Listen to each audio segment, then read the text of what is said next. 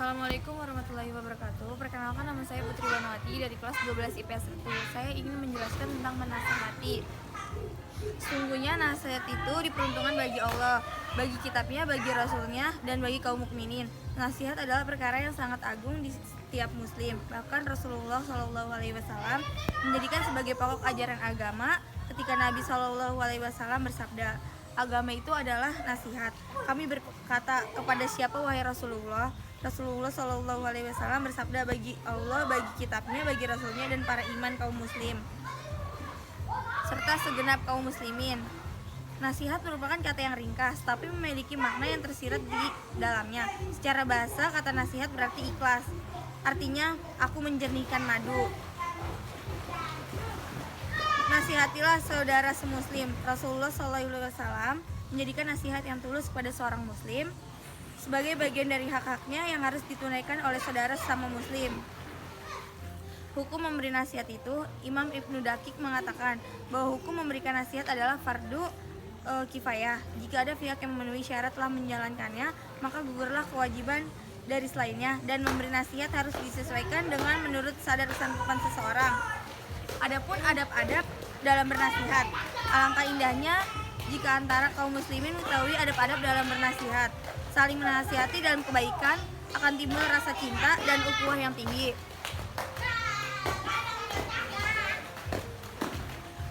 Menurut surat Al-Luqman ayat 13 dan 14 Arab Latin, arti, tafsir, dan kandungan surat Al-Luqman ayat 13 dan 14 adalah ayat tentang tauhid dan birrul walidain. Berikut ini arti, tafsir, dan kandungan maknanya. Surat Luqman terdiri dari 34 ayat dan merupakan surat Makkiyah. Dinamakan surat Luqman karena memuat kisah Luqman Al-Hakim memiliki pemahaman mendalam tentang keesaan Allah dan memiliki hikmah. Adapun secara khusus ayat 13 dan 14 merupakan ayat tentang tauhid dan birrul walidain.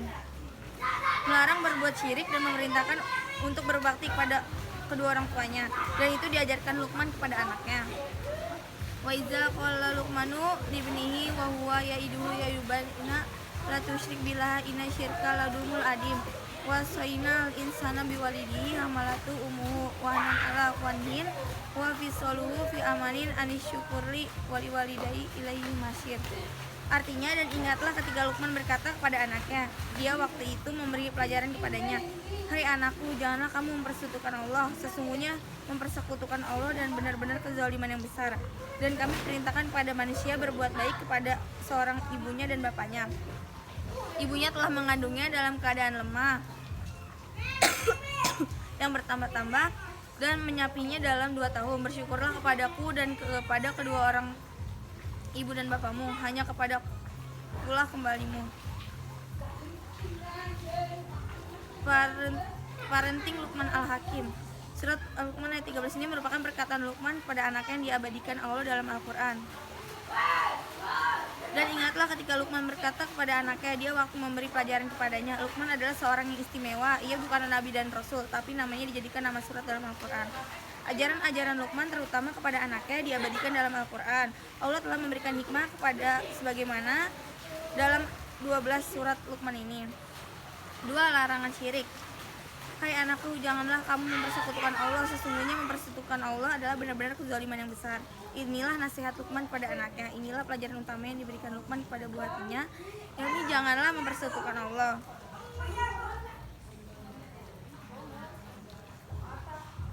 Demikian pula ayat 83 tergolong juga Madaniyah. Ia juga berisi kisah Bani Israel, yakni perjanjian Bani Israel untuk bertauhid kepada Allah dan berbuat baik insan. Tak hanya untuk Bani Israel, perintah-perintah ini juga berlaku bagi kaum muslimin.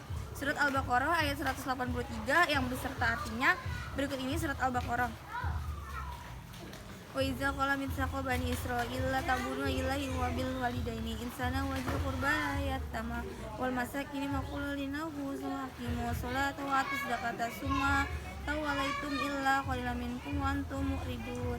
Dan ingatlah ketika kami mengambil janji dari Bani Israel, yaitu janganlah kamu menyembah selain Allah, dan berbuat baiklah kepada ibu bapa, kaum kerabat, anak yatim, dan orang-orang miskin, serta ucapkanlah kata-kata yang baik kepada manusia. Dirikanlah sholat dan tunaikanlah zakat. Kemudian kamu tidak memenuhi janji itu kecuali sebagian kecil daripada kamu, dan kamu selalu berpaling. 1. Allah mengambil janji dari Bani Israel 2. Bertauhid kepada Allah. 3. Berbuat ihsan kepada manusia. Udah.